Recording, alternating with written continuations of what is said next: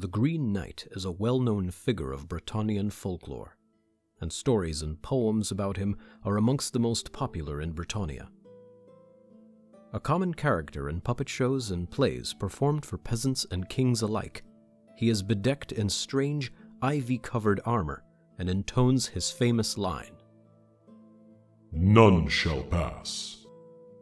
The traditional nemesis of the valiant questing knights of these tales, the Green Knight challenges them to duels so that they might prove their worth to the lady herself, and thus sup from the blessed grail.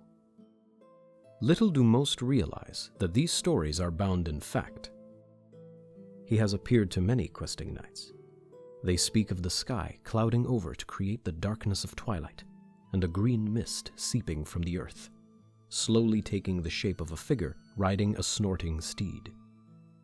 The warrior brandishes a glowing blade, his eyes ablaze with fey light. As well as materializing to test questing knights and their faith, the Green Knight will appear when those sacred places are defiled by those with evil-hearted intent. Amongst the beast herds of the tainted forests, he is known as Shabek, literally the soul killer, for he has slain untold thousands of their kind throughout the centuries. He bursts from within the bole of the most ancient trees, or gallops furiously from still lakes or rushing waterfalls to wreak his terrible vengeance against those interlopers. As quickly as he appears, so too will he fade into mist once his righteous slaughter is complete. In some tales, he will disappear in one place only to reappear behind the enemy, slaying them without mercy, before again disappearing and reappearing elsewhere.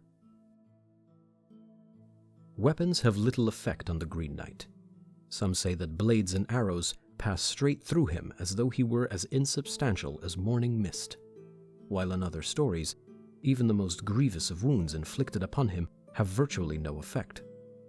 In one epic tale, a questing knight cut the Green Knight's head clean from his shoulders, but the fey being simply picked up his head and rode away.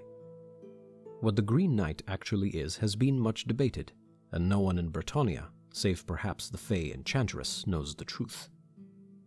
Some believe that he is the spirit of Bretonnia given physical form, while others say that he is Gilles le Breton himself, having devoted himself completely to the land and the lady after he was taken from this world.